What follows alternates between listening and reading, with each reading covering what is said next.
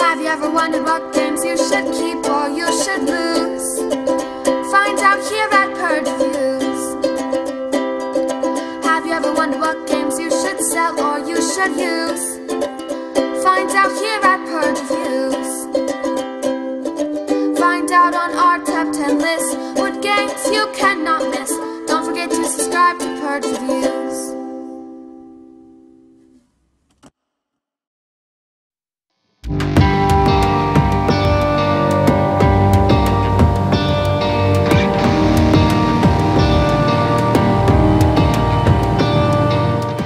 Marrying Mr. Darcy is a game I believe I kickstarted because I thought my wife would really enjoy it. I'm not a Pride and Prejudice fan. I'm not a Jane Austen fan. Don't want anybody to get mad at me, but this is a game that I think would skew more towards women or fans of literature. And I got this thinking that my wife would really like it. Unfortunately, I got Pathfinder the card game for women. I got women or Jane Austen fans. I got flip a card, roll some dice, and do what it says. Flip a card and do what it says. Flip a card and do what it says. This is Pathfinder the card game. That's all this is. And it was about as much fun as Pathfinder the card game. I may prefer this more because I didn't have to carry it over into another game. I was able just to put it back. I like parts of this. I like the suitors at the end, but it's just a roll of a die. It's a 50-50 shot unless you do the one where you only have one shot. I like the concept of the game. I don't like the follow-through. I don't like just flipping a card over and seeing what happens. You happen to get better cards, you win. I happen to get better rolls, I win. It's not a very well-designed game, and it's a shame because I feel like this could have been something. It's a shame. The artwork is beautiful. I like the characters. Of course, I'm familiar with Pride and Prejudice enough to understand somewhat of the story. This is just a missed opportunity with this game, and it's a shame because I could have drawn a lot of people into playing games had this been, you know, just even a game. I mean, I'm literally Pathfinder the card game. I flip a card and I see what happens, and maybe I roll a die. Just not enough there, people. But everything else is fine. This, believe it or not, is a huge letdown for me. I was really hoping there was something here, and there's not.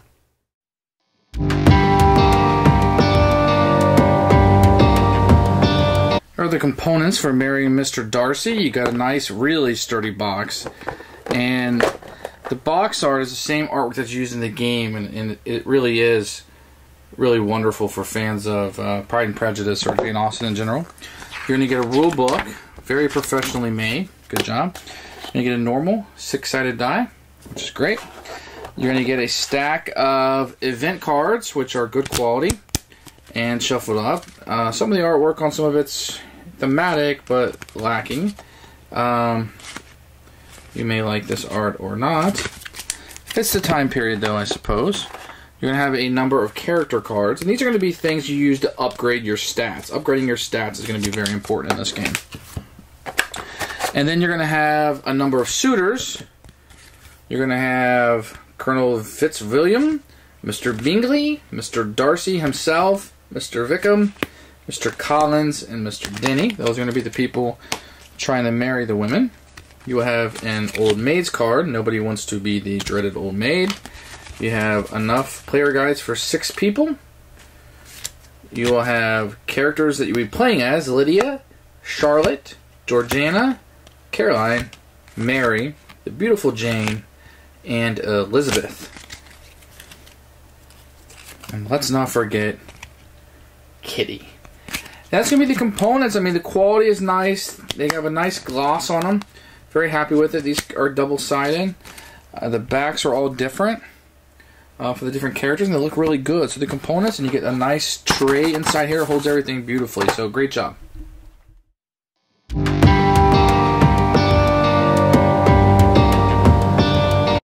The rules are really simple for this game. You're going to do 3 things on a turn. You're going to flip over an event card. You're going to do what it says, and most of the time it's going to tell you to draw a card, play a card.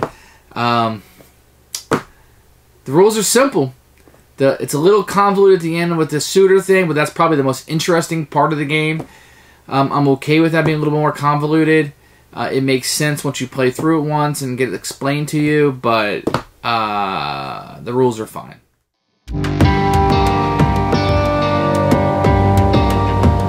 The game is fairly easy to play. We'll start out with a character. Let's say you're Elizabeth. These are the people. This is how you get points based on who you marry. And this is the stats you'll start out with. You'll start with 2 wit and 1 dowry. And each character is a little bit different in who they want to marry and what they want to do. You want to marry somebody as high on the chart of your character as possible. So not everybody's trying to marry the same person. Each suitor will have a requirement that they're looking for. So he requires a dowry of 3 and a reputation of 2 or higher, or a reputation of 5 or higher before he considers proposing. So each of the guys will have a requirement that they'll look for before they will even consider your character for marriage. Now, on your turn, it's very simple. You're going to draw an event card, and you're going to read and do what it says. Draw 1 character card. Keep this card for 1 reroll during the proposal stage. Also, if you drew this card, draw 1, play 1. Pretty easy, right? You can never have more than 5 character cards in your hands at a time. Play this card on your character for 2 reputation. Wow, it just got 2 reputation. Next person goes. Your rich uncle settles some money for you. Place this card with your character for 1 dowry. Also draw 1. So I just got another dowry, and I get to draw 1, play 1. Wonderful. Play this card on your character for 1 wit. I just got a wit. Next player would go. Your family inherits an estate from a distant cousin. Place this card with your character for +2 dowry. Wonderful. Next person goes.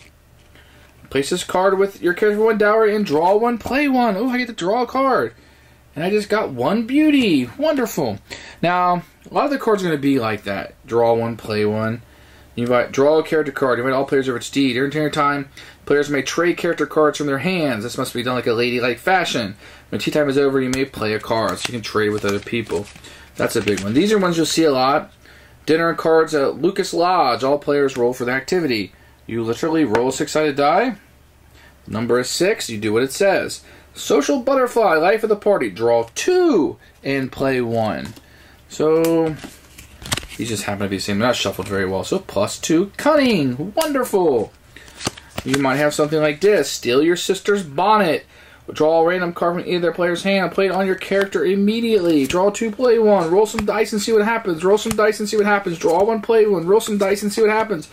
Draw 1, play 1. Uh-oh. Unladylike behavior. Your rival is caught pretending to read a book to capture your suitor's attention. Use this card to discard a rival's top wit card or a random card from the hand. Finally, we got a decision. Discover your true nature. You read a letter that reveals your prejudices. You realize you do not know yourself.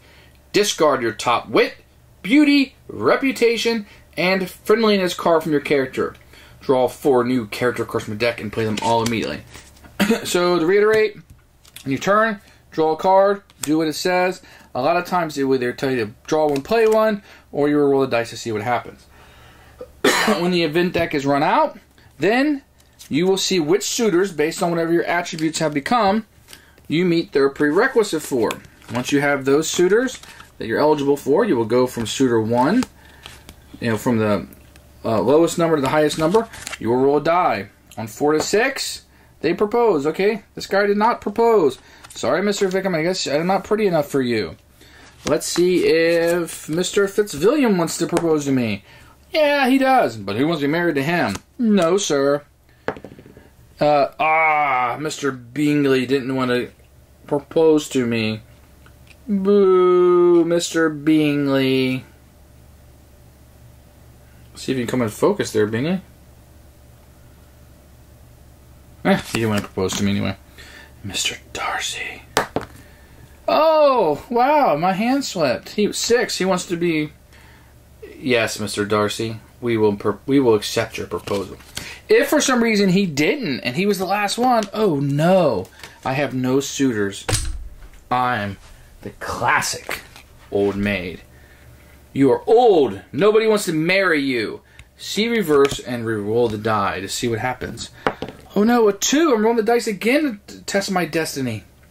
You become a companion to a cranky old widow. +2 points. Okay.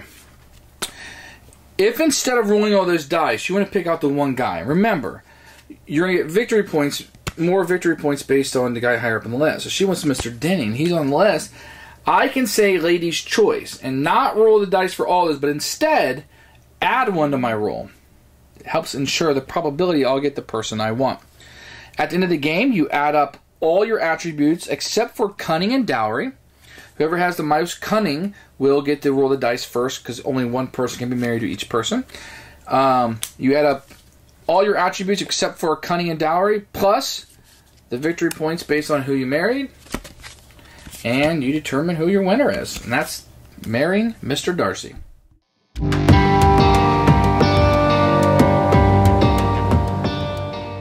Who should buy this game? Really, really light gamers. Really big fans of Pride and Prejudice and Jane Austen in general. I think this is a way to get our spouses or wives into gaming, or fans of the series, or men who love literature. I'm not trying to exclude anybody. It's just not much of a game. Gamers are not going to play this. It's just too simple. I say that, and they're all playing Pathfinder card game. Do people still even play that? I don't know. This is just a terrible miss for me. I mean, this is something that's probably in a bookstore that somebody buys because of the novelty more than there's an actual game in the box. If you're okay, I mean, this is the game of life in a box. There's no decisions. If you're okay with that, if you're okay with just cards that are being stolen from you for no reason because somebody happened to draw a card, if you're okay with that, then this game can be a lark. It could be fun a little bit. Not for me. Nothing that I'm interested in, although the theme really attracted me to this game. So, marrying Mr. Darcy is an absolute hard purge.